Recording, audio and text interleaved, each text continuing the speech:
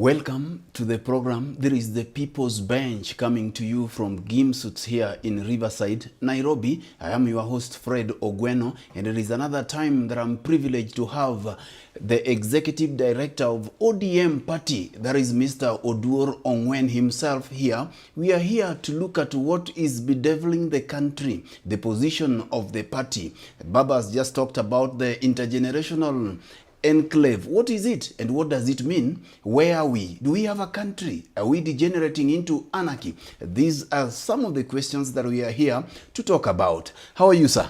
I'm fine. Long time. Thanks for hosting me once Welcome again. back to the bench. Thank you. Always a pleasure. So, Yes. the pleasure is mine. Oh, wonderful. Good. Yes. Yeah. Maybe you can greet our viewers and probably introduce yourself for those who may not know you. Yeah, hello viewers of the People's Bench. My name is Oduor Ong'Wen.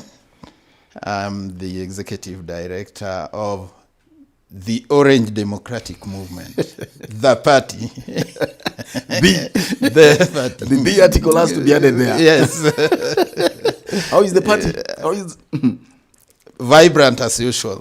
Yes. Orange is sour or It can never be dull at ODM. Definitely. Yes. Yes. Yeah. Thank you so much, Idi. Yeah. Now, let's go to our conversation today. Yes. Do we really have a country? Are we degenerating into anarchy? You followed the happenings in the country, lawlessness. Yes. Sometimes we get excited, and it's not a crime to get excited. But sometimes we play with fire.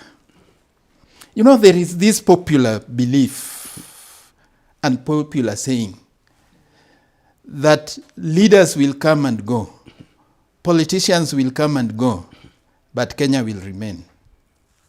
Let's start there. Yes, Kenya will remain, but only if Fred and Oduor want it to remain. It's not guaranteed. To just jog our memory, we once used to have a country called Yugoslavia. Where is it now? We used to have a country called Soviet Union. Where is it? Near our home, the Sudan. We have had Ethiopia. Yes. Somalia, now 35 years down the line. So we can never take these things for granted. So when we are playing politics, first of all, we must ensure that there's a country where we will play that our politics. And sometimes Kenyans forget, I'm sorry. Yeah. Idi, we seems to be recklessly, we seems to be stupidly walking down the dangerous zone, looking at the conversation online. I mean, we forgot what we went through in 2007. No, I don't want to say stupidly. Because, by the way, everybody here is concerned about this country. Yes. Yeah. The only thing is that, do we give it a 360-degree thinking and say, if we do this, what is going to be the consequences and what are we going to do next, and so on, so that we can take the country forward. That is what sometimes we forget to do. We live for the moment. We are ready to do whatever we do, regardless of what will happen after that.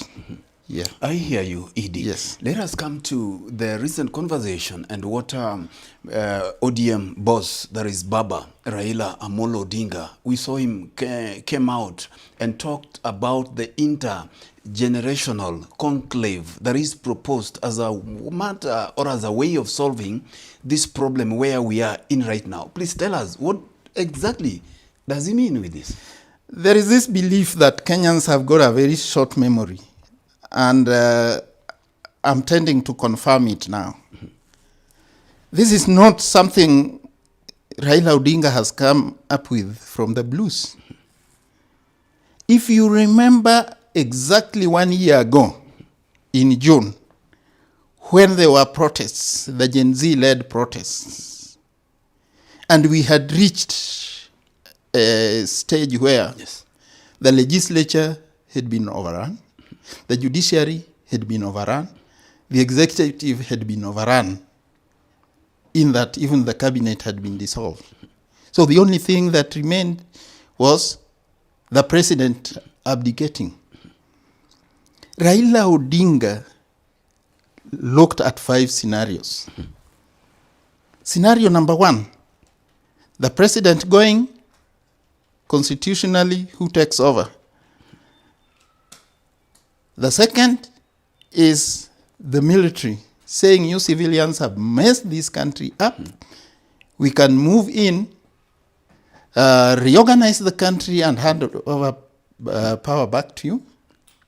The third one is a palace coup, where the president could say, with the military or whoever, assure me of my safety and take over. The fourth is anarchy, where in every corner you have vigilantes here and there and so on. The fifth one is reverting back to Article 1 of our Constitution, the people's sovereignty and exercising directly. And Baba did say at that particular time, where we have reached, we need to sit together as a country. We need to sit together as a nation to discuss about this country. Otherwise, we will not have a country. And everybody say, no, we don't want dialogue. So there is nothing new he has said. He has said, let's have an intergenerational conclave. Let's sit and talk. That is exactly what he spoke 13 months ago. Yes. Yeah. So he has not moved from where he was in June 2024. Some people are saying that during the ODM mandamanos in 2023, when you wanted the servers to be opened, after the elections, that you as ODM members and as Azimio then, you are saying that Ruto must go. They are saying that if he was to go then how was he supposed to go? The same thing that the Gen Zs are now saying. And that,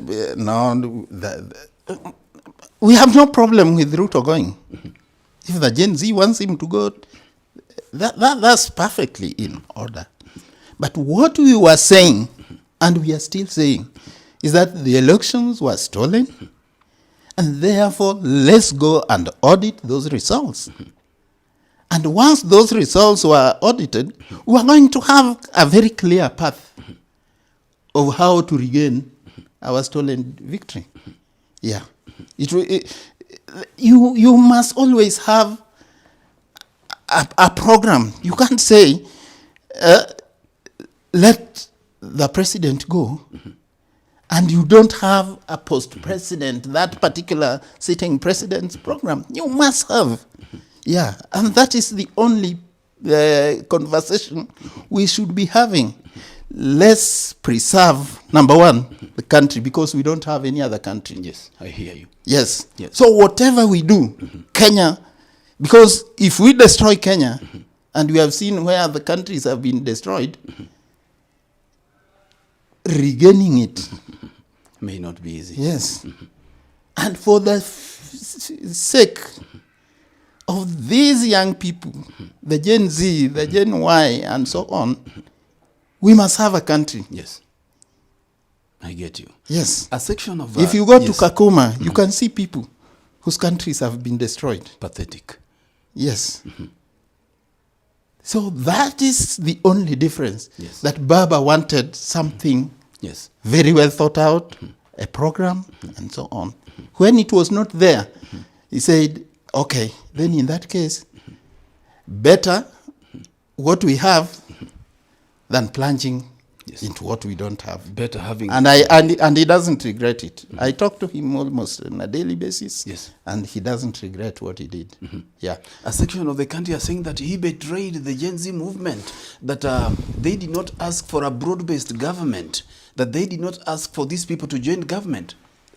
What did they ask for?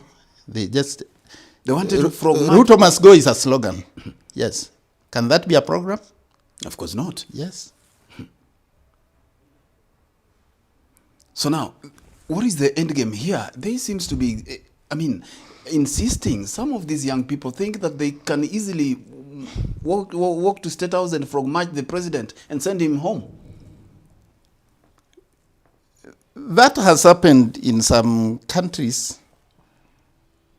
But let me tell you, a revolution must have an organization behind it. Mm-hmm. It must have a leadership behind it. Mm-hmm. So when you have a revolutionary situation where there's no organization, there's no leadership, and they proudly say, we are leaderless, we are partyless, which means organizationless, that is a recipe for anarchy. Lenin did say that you can never have a revolution without a revolutionary party guided by the most advanced revolutionary theory. And revolutions all over the world have proved that. Where there was no proper organization, you have seen revolts being overturned very easily. That is how Tunisia was exactly like what we have here. And you can see what it created. Yeah. In Egypt, the Tahrir Square ended up giving power to Muslim Brotherhood, who ended up introducing Sharia law, and people again had to rebel, and the military had to intervene. Yes. And we can see what is, they have refused to go. They have turned themselves into civilians. Yes. So these kinds of things, let's have a leadership, let's have a program, let's have ideas on how we want to organize society. Yes. Yes. I hear you. So not excitement. Mm-hmm. It's good to put pressure. And for me, I salute our young people because they have been able to take this country where we had not been able to take it before. Yeah. We had these protests, 2023, and even before. But where they took it, that they were able to overrun the legislature, overrun the judiciary, overrun the executive, that was a revolutionary situation they had created. So in terms of revolutionary objective conditions for a revolution did exist in June 2025. What was lacking were the subjective factors. And in a revolutionary situation, the most organized group prevails. At that moment, the only most organized group, if you can say so, was the military. Even these political parties, none was ready to take advantage and take the country forward. I get you. Yeah. And now, these young people in the section of the country are saying that in this intergenerational conclave that Mheshimiwa Raila Odinga has proposed, they are saying that we have had similar conversations like that. We had the TJRC Commission. Look, their reports have not been implemented. We had the NADCO report. We had the BBI. They are saying that this could just be a scheme to give President Ruto more power. More time to continue doing the things that he's doing. Yes, it's because, Kenyans are fond of making one step forward and making two back. Because they go up to the time they have NADCO and so on, and then they leave it to the very people they want to remove from power. So what is needed is a situation where the people are in control and they can take the country forward. That is what has been lacking. And in any case, those NADCO and whatever, the situations that created them was not the same as the June 25 5th last year. There's another thing I want to observe. Yes. Maybe I'm right, maybe I'm wrong. If you look at the young people that were in the streets in June last year, and what we have seen here in the last 2-3 weeks, I'm seeing qualitative difference. Last year, they were peaceful, they were disciplined, and they were purposeful. What we have seen of late is infiltration of the young people by thugs, let me call them that, who go out to loot, to cause mayhem, to scare the very Kenyans they are trying to work with to save the country. And that is very, very dangerous. Yeah. Now that you've mentioned the goons, we were able to see police walking side by side with the goons. And you remember during your demonstrations, there were this kind of infiltration. What's the difference between police and goons? Police are organized, These are government officers. But when we're having goons... We have goons in uniform, Bana. Let's call these things what they are. Mm-hmm. Haven't you seen even cases of, one time at the expressway in Mlolongo, when police were caught on camera trying to loot, carrying looted things? Yeah, so let's say the country is rotten, and by the way, reorganizing this country, we have to start with the police. Yes. I was in the police reform myself, and I am the one who chaired the committee that was dealing with changing their curriculum, with bringing in professionalism, looking at their welfare. The entire roadmap is lying somewhere in the shelves, and these people have just lapsed back to what they have always been. Yes. Yeah. Baba said and compared our police, to what used to happen during the colonial period. He says that we inherited this police force or police service from the colonial government, and they are still thinking, reasoning, and operating as though we are still under colonial government. When will this end? That is the problem with a revolution which is not led by revolutionaries. People who took over, the leadership which took over power, basically inherited that colonial edifice, incorporated the very people we fought to become their advisors.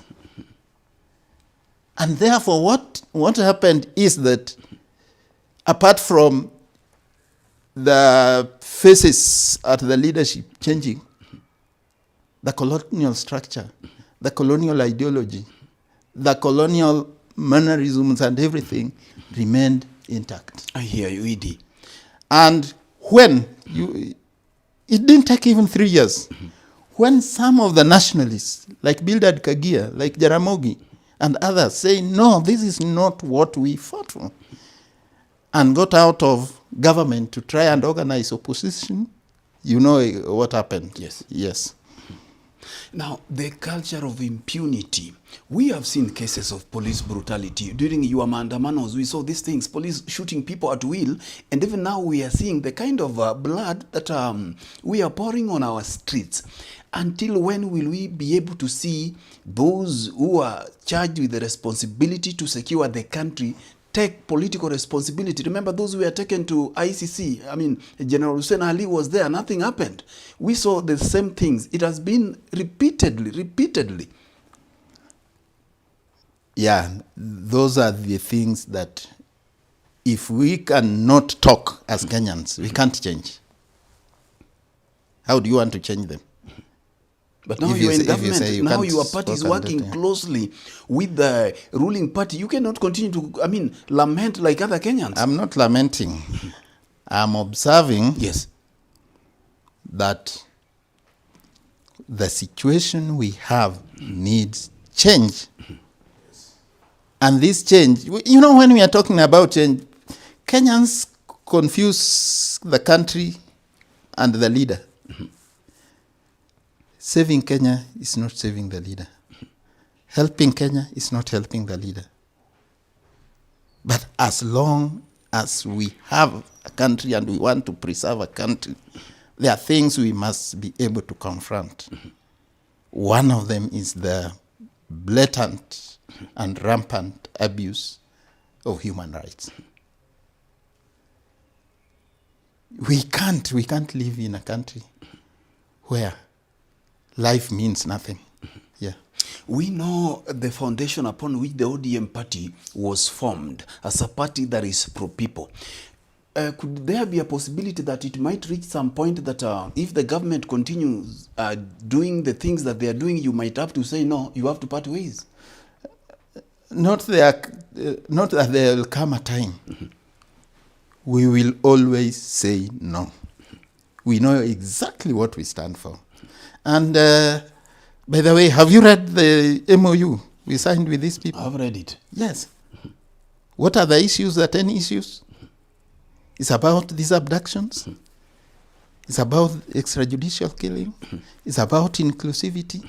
It's about everything that is wrong with this country. And we say our relationship, yes, our cooperation must be built around those issues. Yes. And that's why when there is extrajudicial killing, we speak about it. When there's abduction, we speak about it. Yes, let's not mistake having a few people as ministers, as PSS, as civil servants. That one, they are Kenyans. And every Kenyan has a role to play in the state. But these 10 things we did sign MOU around, yes, those are the irreducible minima. Yes. Yeah. And that's why we continue talking about that. I hear you. There among the 10 things you were talking about compensation of those people who have suffered in the hands of the police, those who lost their loved one. But your partners in this broad-based government continue to do these things, Edie. And Kenyans thought that at one point, now that you are working closely, these things were going to be, I mean, a thing of the past. We thought so, and that's why we continue to push that these things be done, that these things be implemented. Because how can you make them compensate if you don't work, you don't talk with them? Mm-hmm. Yeah. Are they listening? We are talking to them. If they refuse to listen, don't we have options? Mm-hmm. Yeah. So you are saying you can walk out? Yeah, but you must give the need. You must give this dialogue a chance. You must talk. Mm-hmm. Then if you realize you are having a conversation of the deaf, yes, then you look for other options. Mm-hmm. Yeah, but you can't get defeated before you start. Mm-hmm. Yeah. Tell me, some of your members of parliament from ODM party seems to be overexcited about this government than even the Kenya Kwanza government. Look at the likes of Opondo Kaluma. The way they speak, you know, they're even so excited. I don't want to talk about names here. Because what excites you, Fred Ong'Wen, is not what excites me. But I know what excites my party.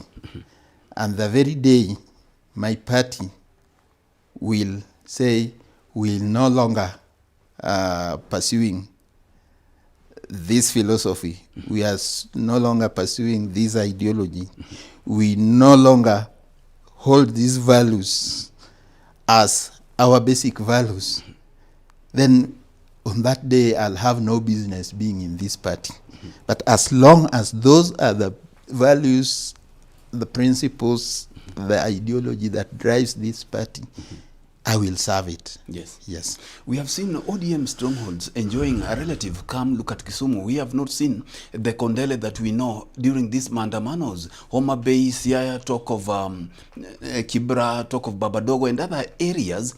What does that speak about the current ongoings in the country? I think any observer should be able to judge what's happening. That is not for me to say. Yeah. Now, tell me, let's talk about IEBC. Yeah. Is your party comfortable and contented by what is happening at the IEBC? It's a tragedy that we don't have IEBC in place. Something that should have been finished with maybe 2-3 years ago. Because where we are, I don't know whether we'll have elections in 2027 if we continue this way. Because we are talking about now 1 year and some months, basically. Because if you consider 3 months to elections as basically not countable, we have exactly 2 years to elections. Yes.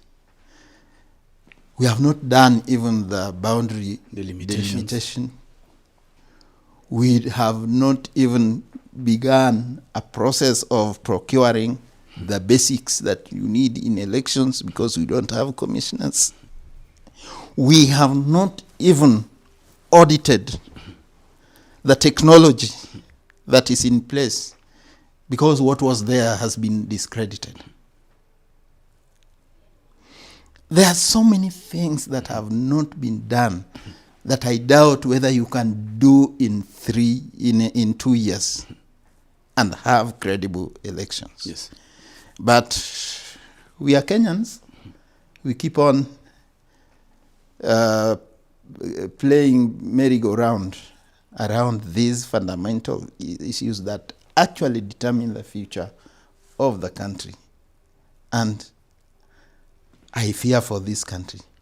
I fear for Kenyans, and particularly young Kenyans that are looking forward to inheriting a country that is prosperous, a country that is progressive, a country that can administer to their hopes. I fear.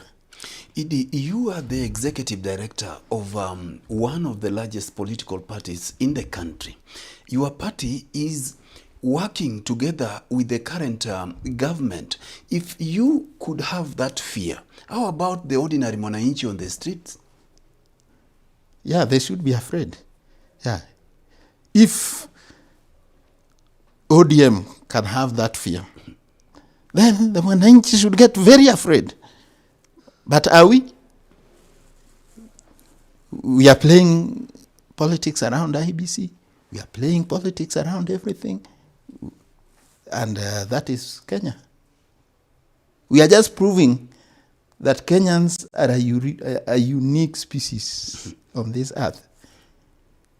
You know, we have 2 types of animals that I want to compare.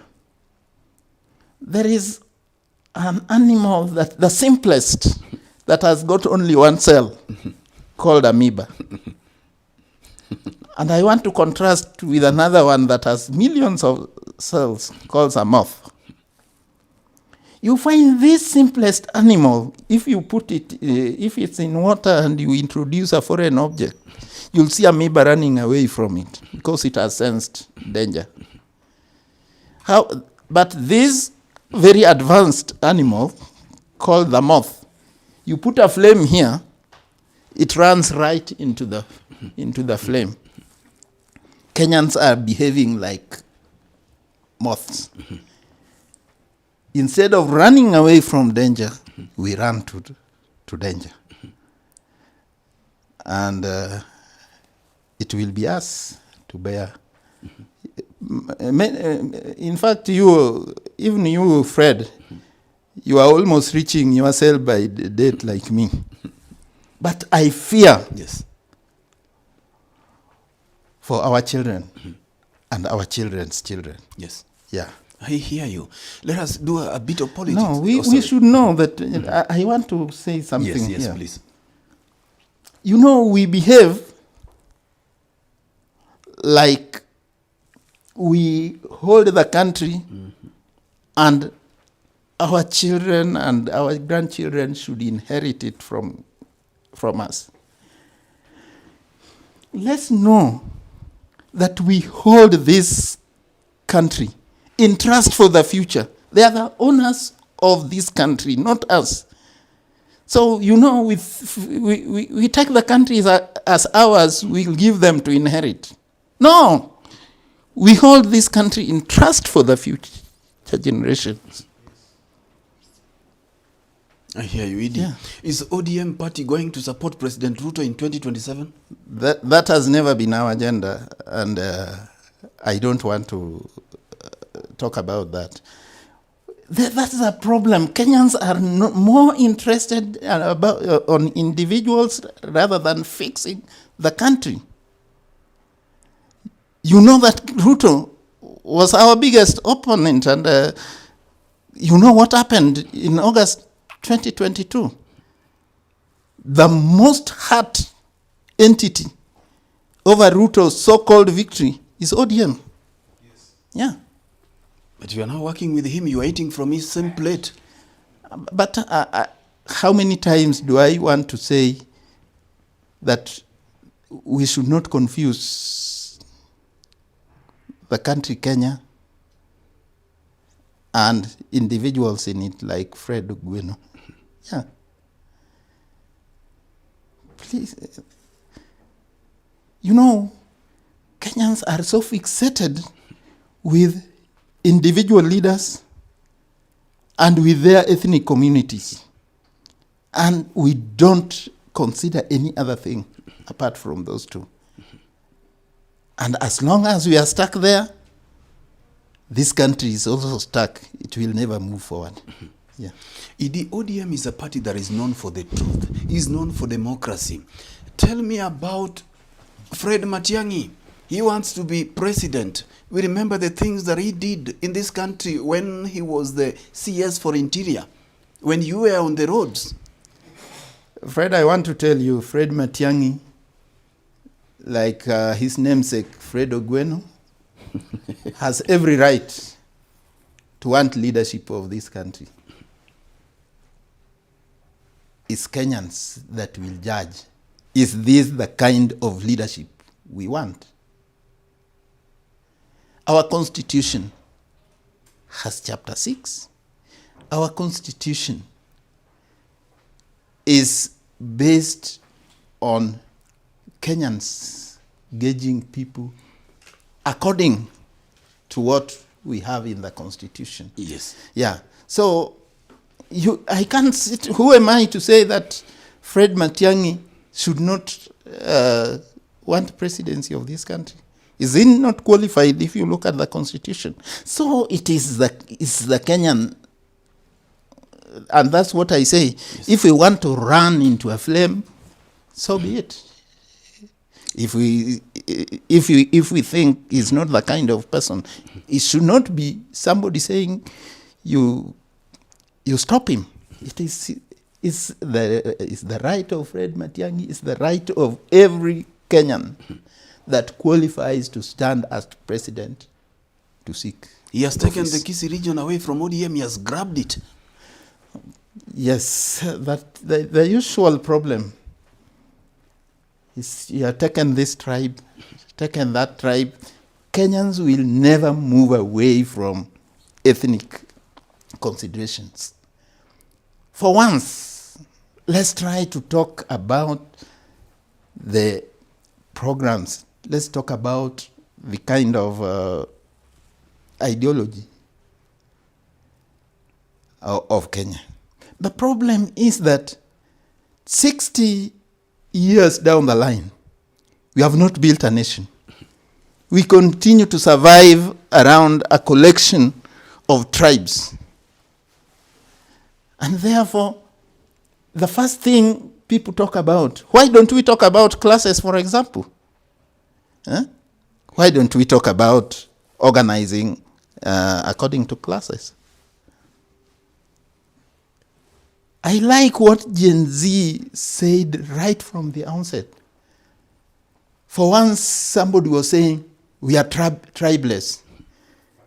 It doesn't mean that they do not have ethnic communities they were born into, but they say that this is what has sunk us, so that is not going to be our consideration. That's what they were telling you. So why can't we organize without looking at somebody's ethnic background? Imagine we are talking about very serious things, and then you are telling me about Kisii region. How about El Molo people in this country? But Edie, it is not a rocket science that our political parties majorly are tribal based. If you look at DCP party for Rigathi Gachagua, look at Kenya Kwanza, look at ODM, you cannot deny that it has got some areas that would be considered as its stronghold. Stronghold that is geographical. And in any country, go to any country, whether you go to Russia, go to the US, that's why they have the red states and the blue states. You go to UK, you'll find some regions are Labour, others are conservative, others are liberal. That is because that is how people congregate. But you'll find that in most of those countries is class interests that supersedes any other consideration. And that is where we should take this country. So the fact that ODM is acceptable in some areas than the others, that is exactly the problem we have in this country. That you think that if somebody from your community heads a parastatal and is stealing there, he's eating on your behalf as a community. Isn't the ruling class part of that problem, the ED? Exactly. But are we trying to address class problems? No. Yeah. That is the tragedy I'm talking about. Yes, the ruling class. And as long as you will not look at the class differentiation, they are very happy, by the way. Yeah. As the ODM party sat down with President William Ruto and those in government and say that let us fix this country, let us iron out some of the things that are affecting our country. Because now you are close to President William Ruto. That's what we are trying to do. That is why, it could have been very easy for us to just say, okay, we want positions, we want whatever, and then sit back. We say, no, what do we want? This country, what brought us to where we are real issues. And these are some of the issues. By the way, it's not just the 10 issues. There are so many problems we have in this country.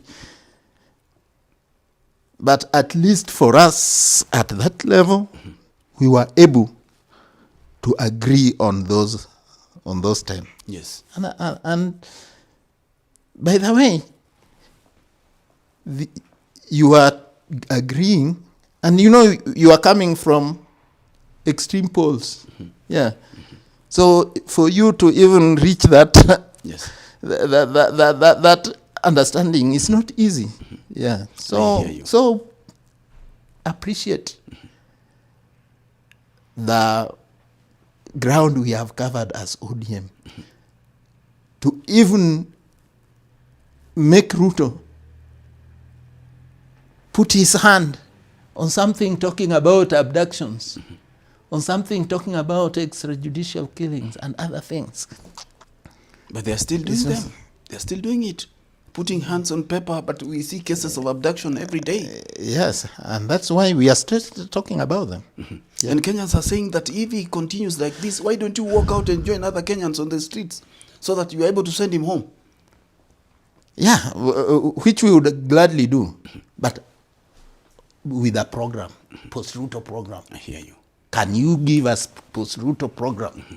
And if we think it's feasible, yes, and it will serve this country, mm-hmm, we would gladly join. I hear you. Yeah, but you don't just tell us to talk, so Ruto goes and so what? Mm-hmm. What comes the day after he goes? We must have that program. Maybe it is somewhere, but I have not heard of it. I hear. I have not seen it. Yeah. Rigiji is talking of the politics of my cousins. The same thing we are talking about, balkanization of Kenyans. Don't you think it is dangerous? But politics of my cousin have always been there. When you are talking about this tribe, that tribe, and to those cousins.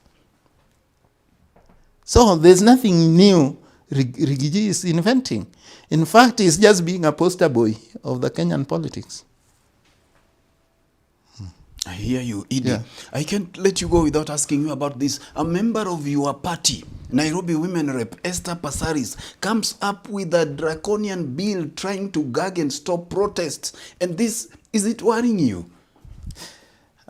I think you followed the debate on that bill in Parliament.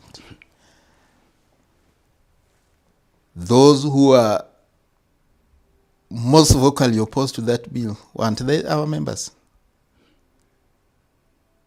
And by the way, it is in our current issue of The Orange talking about that bill, because that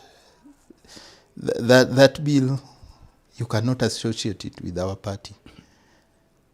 The sponsor might be a card-carrying member of ODM, but I can tell you without fear of contradiction that we have nothing to do with that bill. And I'm not disowning the member, but I'm disowning her handiwork. Yeah.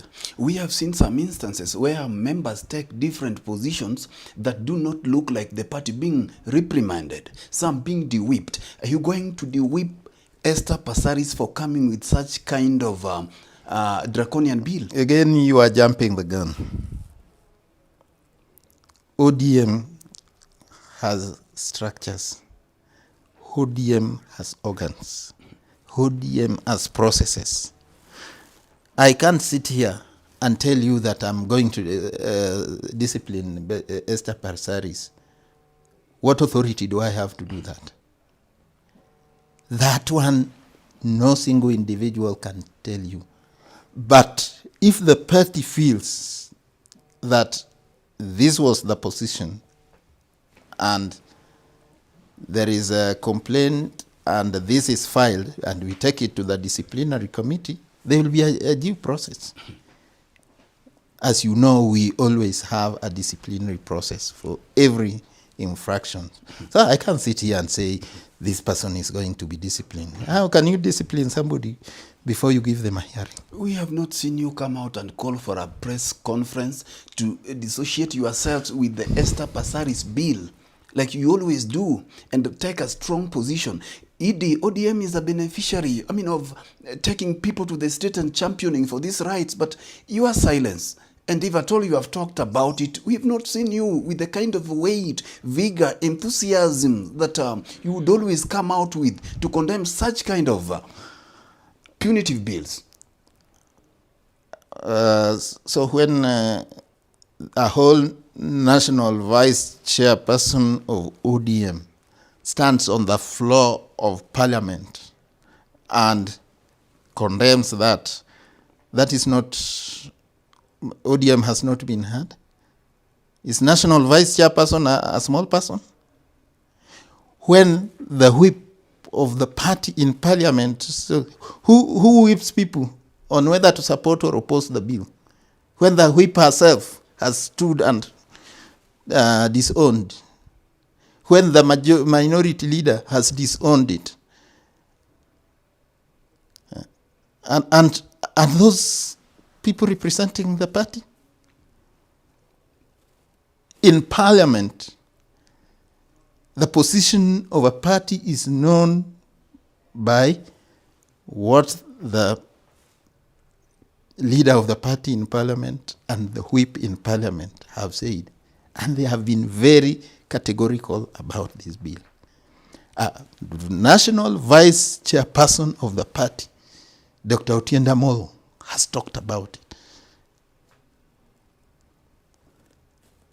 So, unless I don't know what you wanted to do. For us to go and demonstrate about it? Party stock decision-making organ, that is the executive of the party coming together. I mean, and discussing, because it's worrying Kenyans. They think that you are secretly behind the bill. Okay, now I've talked and I'm a servant of the party. And you are telling them that... I've talked about it and I'm a servant of the party. You can tell them again that you are not part of Pasari's bills. That's what I've just said. ODM cannot appear to go against Article 37 of our Constitution. And that Constitution says you have the right to peaceably and unarmed protest, picket, make petitions to leaders and institutions. And it doesn't say that it will be at particular places. Because if you are going to make petitions, say to Parliament, and you are told you can't go to with your petition to Parliament, then what is sense? That you have to stay at least 100 meters from Parliament. So what I'm telling you is that ODM will oppose vigorously. In fact, I don't even know why she's still just saying she has posted. What posting means? It should just be withdrawn. Yeah. I hear you. This is trying to reverse the gains we have fought. The ODM has been part of fighting to bring those, to bring us to the level where we enjoy these rights, and therefore cannot be seen to be behind any attempt to reverse those gains. I hear you. Yeah. Will Baba vie in 2027? Fred, we are so obsessed with this issue about vying or not vying. I think that is a question that at appropriate time, it's Baba himself that can talk about. Yeah. At the moment, we have so many urgent things to deal with, rather than to know whether Raila Odinga is going to vie or not. In any case, he has vied so many times. Why haven't Kenyans ensured that he gets the position? Because he vies, he wins, and he's thrown by the wayside. So it will be upon him at appropriate time. But there are so many things to be fixed that I think busying ourselves, as I see some people do, with who will vie, who will not vie, for me that is not an issue for now. And I'm speaking as an individual. Yeah. Watu wa Mlima wanasema Baba akitoka tu kwa Ruto hivi, safari hii wanampigia. Sawa. Let them go and convince him atoke kwa Ruto wampigie. I hear you. Your final word to Kenyans who are listening to you, the lovers of ODM party, what would you say to them as your parting shot? And Kenyans in general, considering the state of the nation and where we are? Where we are, we have to think as Kenyans.